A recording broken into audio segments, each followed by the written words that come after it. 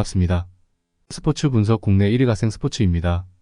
오늘도 확실한 분석을 바탕으로 여러분께 큰 도움을 전해드리겠습니다. 구독과 좋아요 한 번씩 부탁드리겠습니다.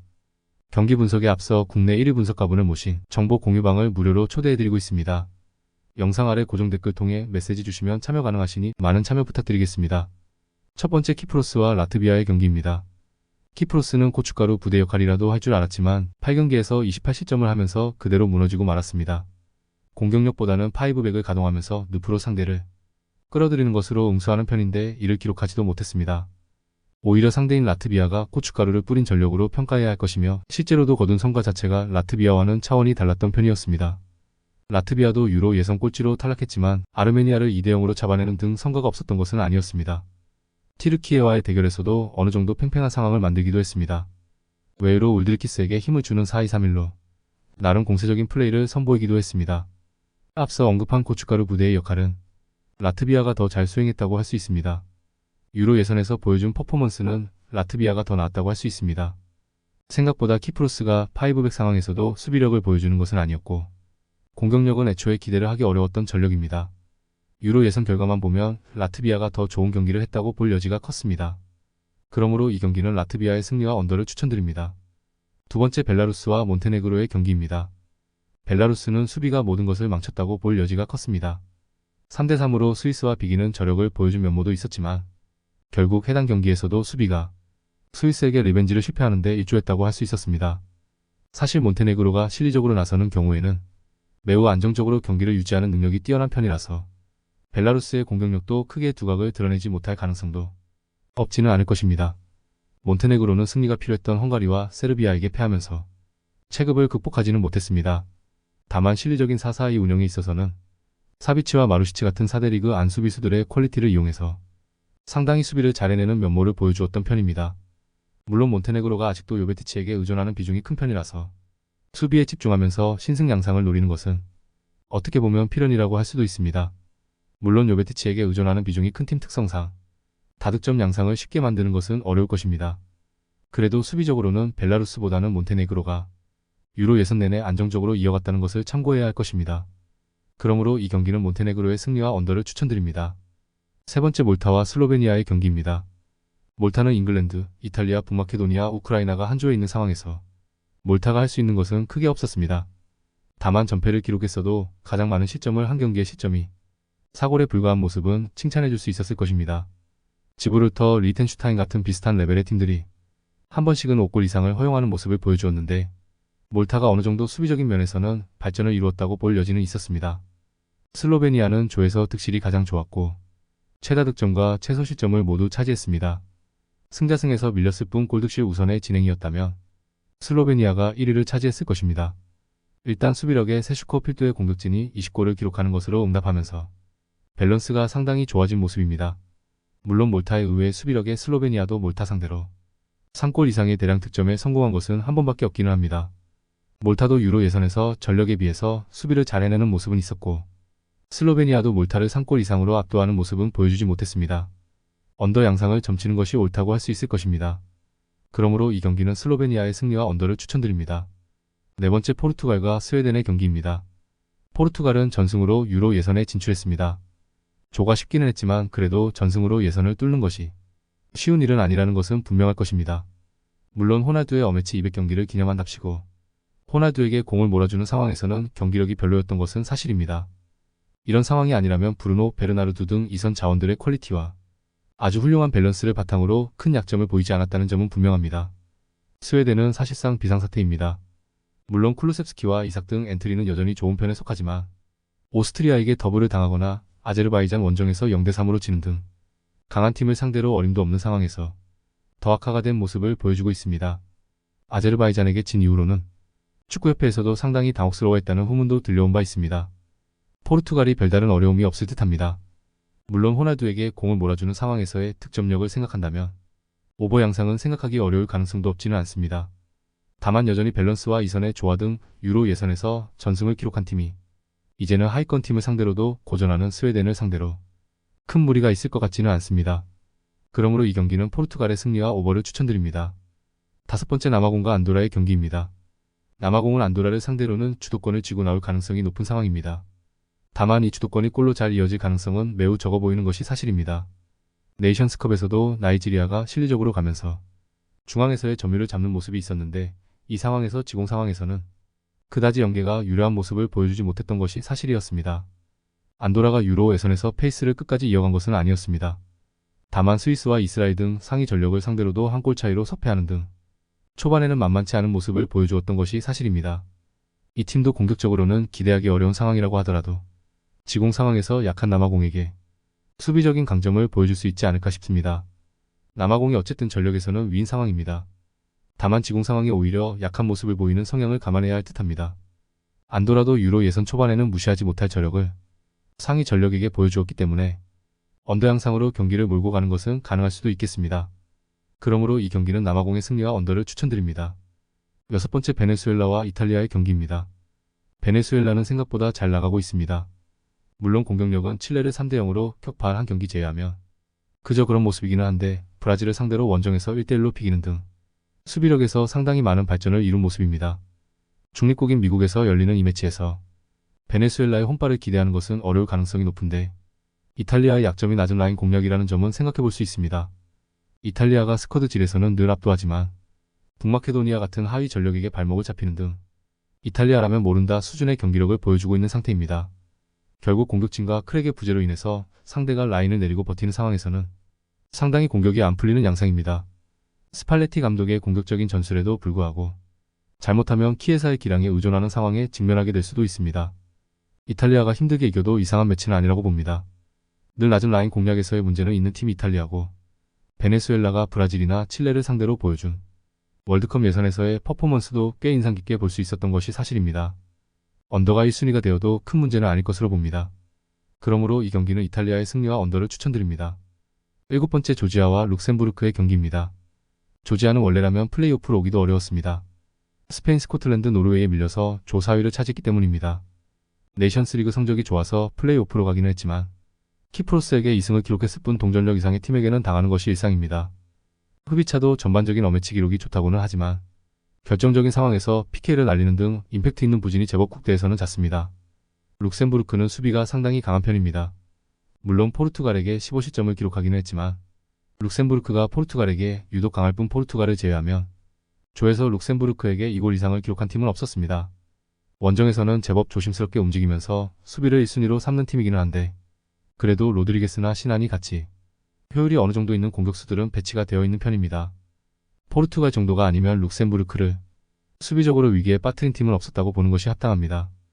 조지아가 동전력 이상의 팀을 상대로 좋은 기억은 그다지 없는 상태이기도 하고 흡이차도 집중 견제를 당하는 상황에서는 어려움을 겪는 편이기도 합니다. 룩셈부르크의 핸디를 들어주는 것도 나쁘지 않아 보입니다. 그러므로 이 경기는 룩셈부르크의 승리와 언더를 추천드립니다. 여덟 번째 지브롤터와 리투아니아의 경기입니다. 지브롤터는 사실상 유럽 최악의 팀입니다. 아일랜드, 그리스, 웨일스 등 선수비 후역습으로 공격력이 강하지 않은 팀들도 지브롤터를 상대로는 대량 득점을 만드는 데 어려움이 없는 시점입니다. 사실상 리투아니아를 상대로도 90분 내내 수비를 해야 하는 상황이 나올 것 같은데 버티는 능력조차도 보장하기 어려운 팀입니다. 홈 원정에서 기대 실점이 3골이 모두 넘는 상황이기도 합니다. 리투아니아는 생각보다 유로 예선에서는 잘했습니다. 불가리아가 해주어야 했던 고춧가루 부대 역할을 해줬습니다. 헝가리아, 몬테네그로를 상대로도 무승부를 기록하거나 난전 상황을 만드는 등 생각보다는 골을 쏠쏠하게 잘 넣어주었던 전력입니다. 지브롤터를 상대로도 유로 예선에서의 모습을 보여준다면 큰 문제 없이 다득점도 노릴 수 있을 것으로 봅니다. 리투아니아의 핸디캡 승리까지 무난하게 챙겨볼 수 있을 것 같습니다. 지브롤터가 사실상 수비 면에서도 별다른 퍼포먼스를 보여주지 못하고 있었고 공격력이 약한 팀을 상대로도 대량 실점이 너무 잦은 상황입니다. 리투아니아가 유로 예선에서 보여준 능력치도 상당히 인상적으로 볼만했습니다. 그러므로 이 경기는 리투아니아의 승리와 오버를 추천드립니다. 아홉 번째 그리스와 카자흐스탄의 경기입니다. 그리스는 네덜란드와 프랑스에게는 한계가 있었습니다. 다만 두 팀을 제외한 하위 전력을 상대로는 자비를 보이지 않는 모습입니다. 다만 평가전에서는 몰도바 같은 팀에게 비기는 등 그리스의 공격력에서 섬세함이 부족하다는 단점이 보이지 않는 것은 아니었습니다. 특히 카자흐스탄이 기동력이나 압박 싸움에서는 꽤나 괜찮은 성향을 지니고 있어 느린 그리스의 기동력이 어느 정도 공략당할 수도 있을 듯합니다. 카자흐스탄은 압박과 빠른 기동이라는 컬러로 맞붙는 팀입니다. 덴마크도 이 양상에 고전하는 모습을 보여주었을 정도로 제법 공격 성향이 짙은 모습을 보여주는 편입니다. 물론 사실상 아시아에 가까운 지리상 원정에서는 어느 정도 전력을 유보적으로 봐야 하는 것은 확실합니다. 공격적으로 플레이를 하는 특성상 시점이 잦다는 점도 걱정거리라고 볼 수 있겠습니다. 생각보다는 무승부 가능성도 높게 점쳐볼 수 있을 듯합니다. 그리스가 결국 키갤럿이라는 플레이에 대한 한계가 하위 전력에게도 안 보이는 것은 아니었고 느린 기동성도 카자흐스탄에게 저격당하는 경우가 나올 수도 있을 것입니다. 물론 카자흐스탄도 원정에서의 경기력은 홈보다 떨어지는 것이 사실입니다. 그러므로 이 경기는 무승부와 오버를 추천드립니다. 10번째 이스라엘과 아이슬란드의 경기입니다. 이스라엘은 상당히 운이 없었습니다. 물론 조국에 일어난 전쟁 때문에 11월에 4경기를 치르는 강행군을 치러야 했고 솔로몬도 부상으로 이탈하면서 초반의 기세를 잘 이어가지는 못했습니다. 다만 코소보에게 1무 1패로 승점 5점을 까먹는 등 중요성이 높은 경기에서 이기지 못하는 특유의 단점도 지적하지 않을 수 없는 상태입니다. 아이슬란드도 여전히 과거의 세대에 의존하고 있는 상태입니다. 범죄 혐의를 벗고 3년 만에 돌아온 시구르드손에게 다시 중책을 맡겼을 정도였습니다. 결국 인지풀이 부족한 자국의 상황을 극복하지 못하고 있는 상태입니다. 조에서 룩셈부르크, 슬로바키아 등 경쟁해야 할 팀들을 잘 잡지 못하는 것은 아이슬란드도 마찬가지였다고 봐야 합니다. 외신의 예상대로 무승부가 나와도 이상하지는 않을 듯합니다. 결국 이스라엘이 중요도가 높은 팀에게는 약하다는 것과 에이스 솔로몬의 이탈은 치명적일 수 있을 것입니다. 물론 아이슬란드도 아직 세대 교체가 더딘 상황이라 과거의 전력과 비교하면 상당히 퇴보가 된 상황으로 볼 여지도 큽니다. 그러므로 이 경기는 무승부와 언더를 추천드립니다. 11번째 보스니아와 우크라이나의 경기입니다. 보스니아는 홈팀이기는 하지만 우크라이나에 비하면 실망스러운 모습을 보여주었다는 평가입니다. 특히 룩셈부르크에게 사고를 허용하고 진 것은 용납이 안 된다고 평가를 들을 정도입니다. 결국 선수비 후역습팀이 수비에서 실수가 자주 나오는 것은 팀의 밸런스를 상당히 저해하는 것임에는 분명할 것입니다. 아직도 체코 피아니치 등 노장들에게 경기력을 의존하는 편인데 기동력이라는 면에서 우크라이나에게 밀릴 가능성이 높습니다. 우크라이나는 하위 전력을 상대로는 잘하지 못하는 편입니다. 섬세함이 부족한 무드릭 같은 선수들도 상대가 라인을 올리고 플레이를 하는 상황에서 더 강점을 보이는 편입니다.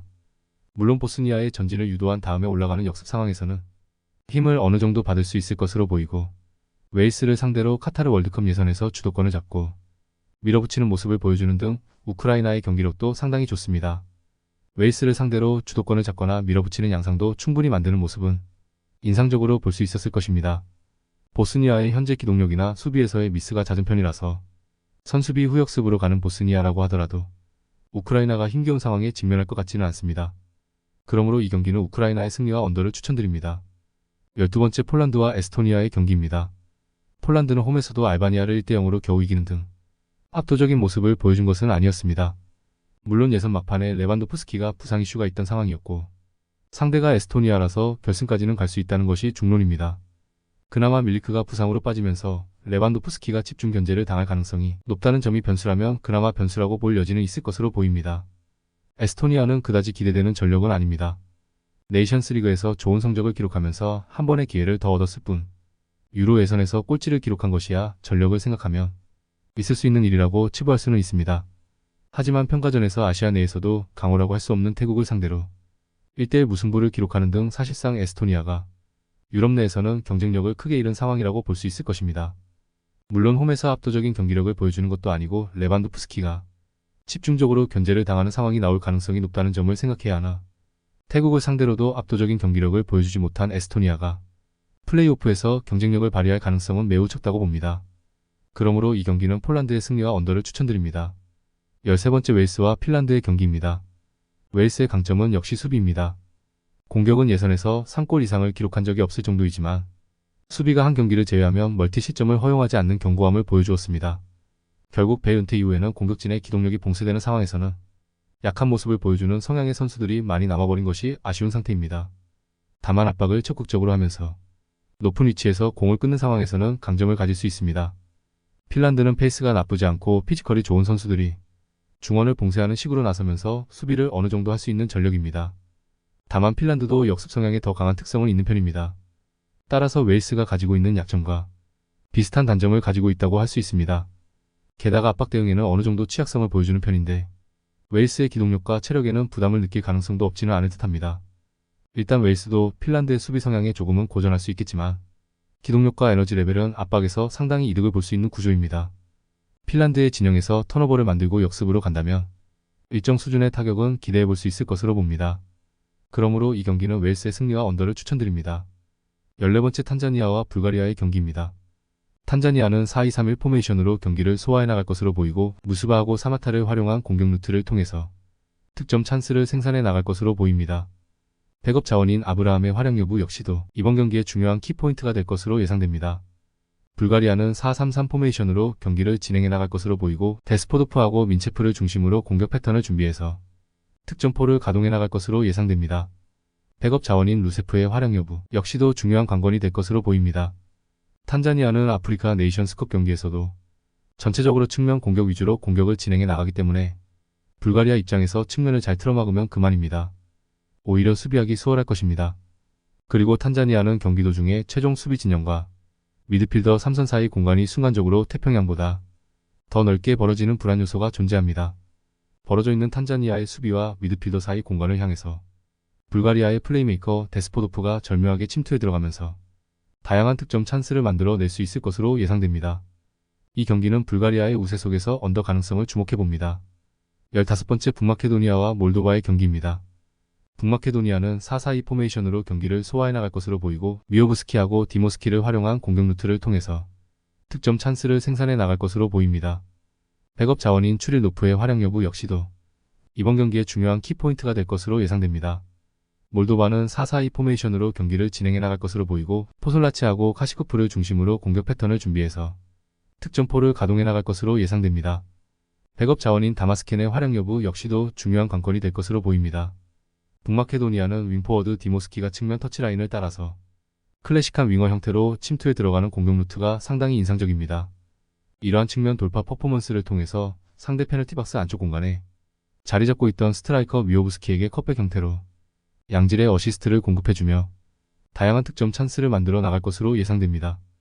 이러한 북마케도니아의 공격 퍼포먼스를 몰도바 수비진들이 페널티박스 근처에서 제대로 통제하지 못할 공산이 큽니다. 이 경기는 북마케도니아의 우세 속에서 오버 가능성을 주목해봅니다.